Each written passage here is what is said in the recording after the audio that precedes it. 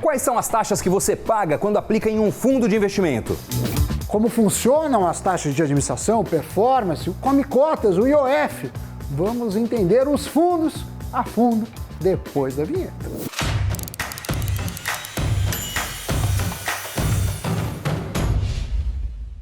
Taxas de administração, de performance, data de liquidação, de cotização. Você sabe o quanto paga ao investir nos diferentes fundos de investimento? Se você não quer cair em pegadinhas que podem afetar seus rendimentos, é preciso entender como essas taxas são cobradas e fazer as contas antes de investir. Sobre isso, falaremos no Cafeína de hoje.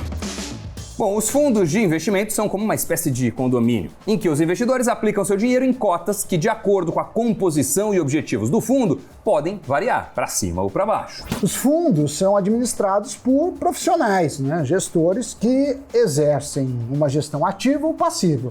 Sendo assim, há custos a serem pagos por esse serviço. É um salário das instituições que fazem a administração desses fundos. E uma das primeiras coisas que o investidor precisa saber antes de apostar em um fundo é justamente conhecer quais as taxas e impostos que serão cobrados. Saber calcular esses descontos pode fazer a diferença entre um bom lucro e um resultado decepcionante. E entre os principais custos de um fundo estão a taxa de administração.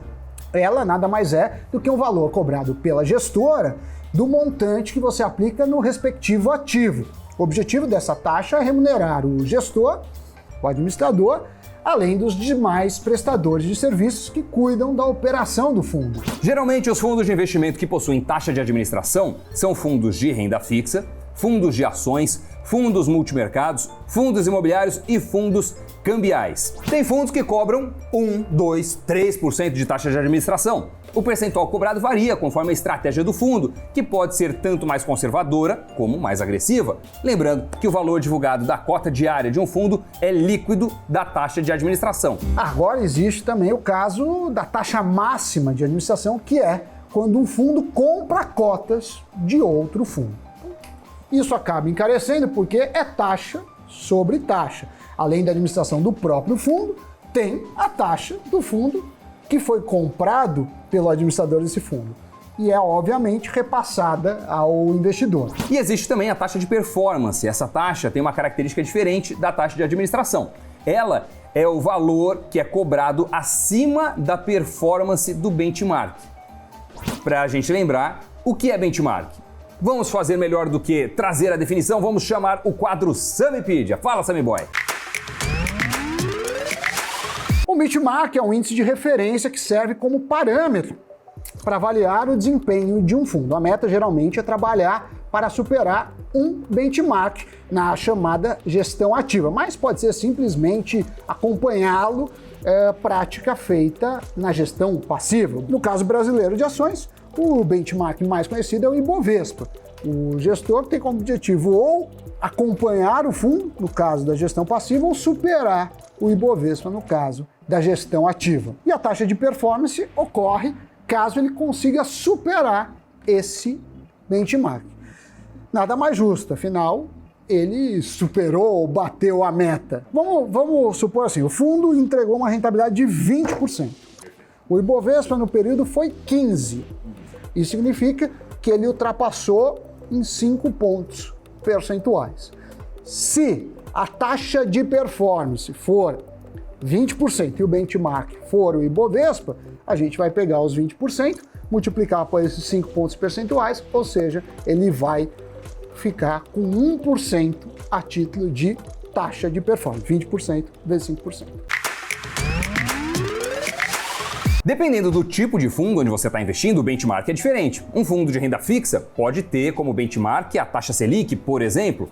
Um fundo de ações pode ter como benchmark o Ibovespa, mas podem existir outros benchmarks. Então, fique de olho ao decidir investir em um fundo, qual é o benchmark dele e se esse fundo é ativo ou passivo. Se ele for passivo, o gestor tem que replicar o desempenho desse índice, desse benchmark. Se for uma gestão ativa, ele tem que superar. Normalmente, as taxas de performance estão associadas apenas àqueles gestores que têm como objetivo uma gestão ativa, superar o índice de referência. E aí tem sempre muita discussão.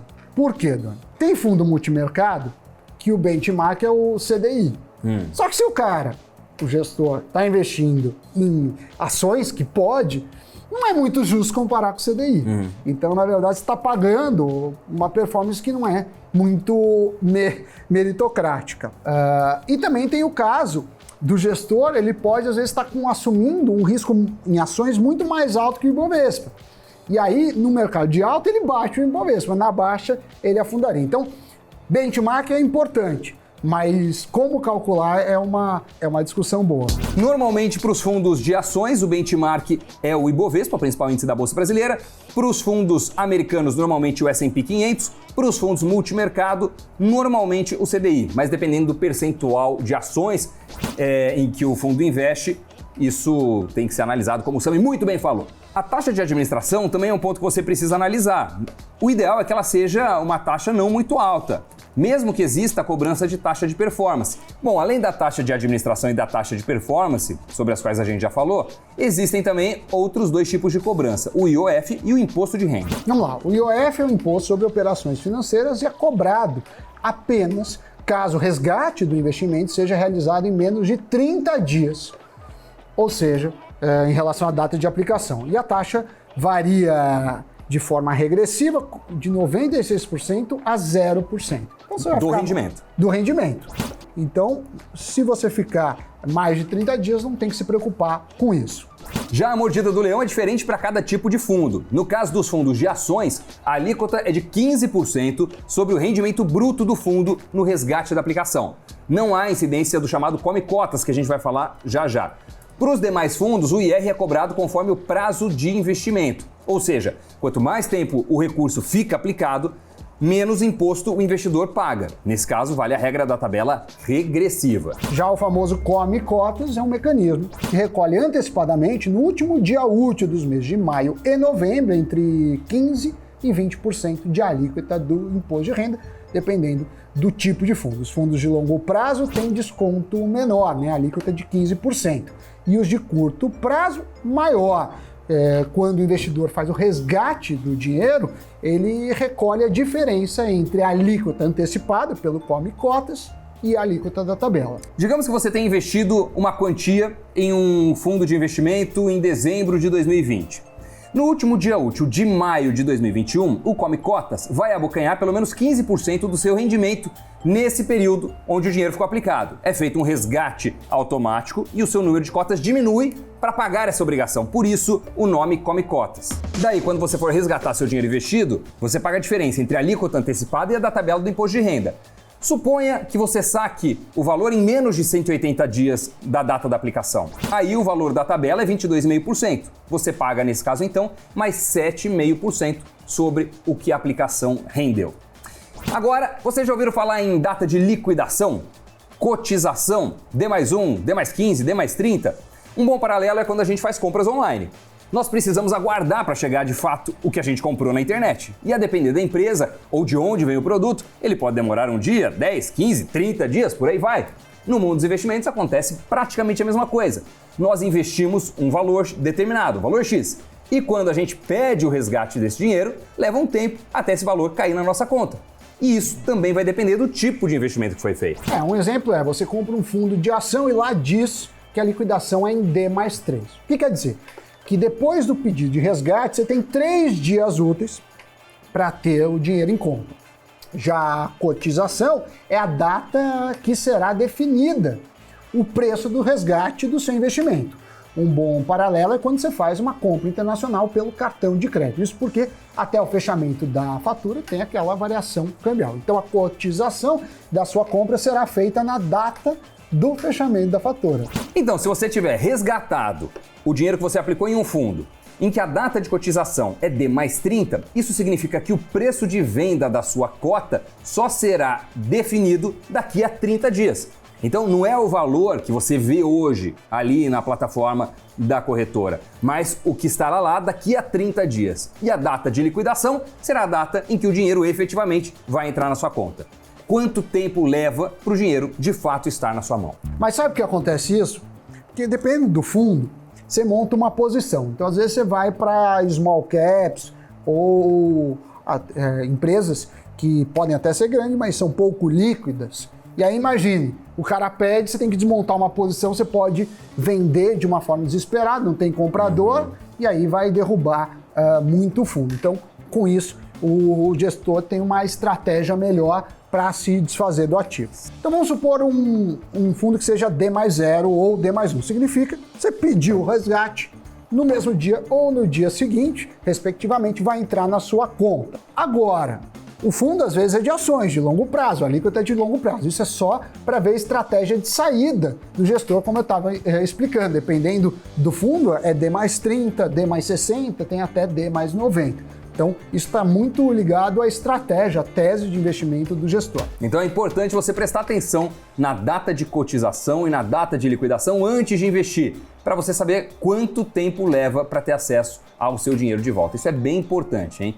Se o seu investimento precisa ter uma alta liquidez, são dois elementos que você tem que analisar antes de decidir aplicar em fundo, e tem fundo para todo gosto, para todo tipo de prazo, para todo tipo de cotização também.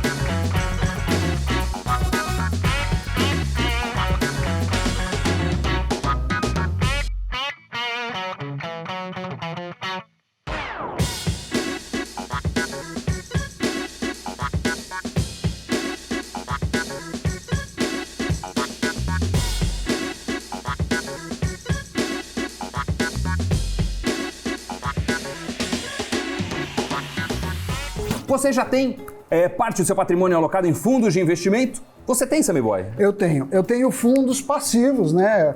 Na verdade, o ETF é um fundo passivo, né? É um fundo com algumas outras características, mas é um fundo passivo. Então, sim, eu tenho. Eu tenho um pouco. Uma pequena parcela, já tive maior. Hoje tem uma parcela um pouco menor. O fundo é interessante, né? Se você quer delegar para alguém a gestão do seu E eu tenho fundo de previdência tal, também. Né? Fundo de previdência também, mas eu acho que é bem legal a gente estar por dentro das taxas que você paga, né? Se você decide investir em um fundo, tem que saber as taxas que estarão lá sendo debitadas. Você já conhecia essas taxas? Conte pra gente nos comentários desse vídeo. E agora vamos pro Giro de Notícias. Avaliada em 1,7 bilhão de dólares, a Natura foi eleita a marca de cosméticos mais forte do mundo. Segundo a pesquisa Brand Finance, a companhia brasileira foi a que apresentou a melhor combinação entre desempenho econômico, valores e potencial. A L'Oréal, cujo valor de mercado é de 240 bilhões de dólares, foi quem ganhou como a marca de cosméticos mais valiosa do mundo.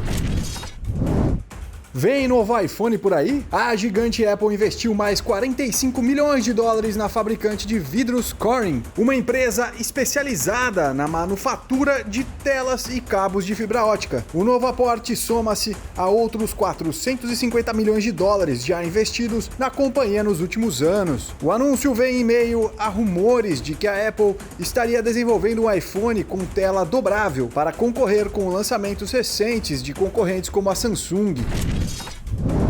E a Prefeitura do Rio oferece um bônus salarial para funcionários da CET Rio e da Secretaria Municipal de Transportes. O motivo? Bater a meta em até 65% da arrecadação do município com multas eletrônicas de trânsito em relação à prevista no orçamento de 2021. O objetivo é obter uma receita recorde de 292 milhões de reais, contra os 176,6 previstos. Agora estuda-se aumentar o número de pontos de fiscalização.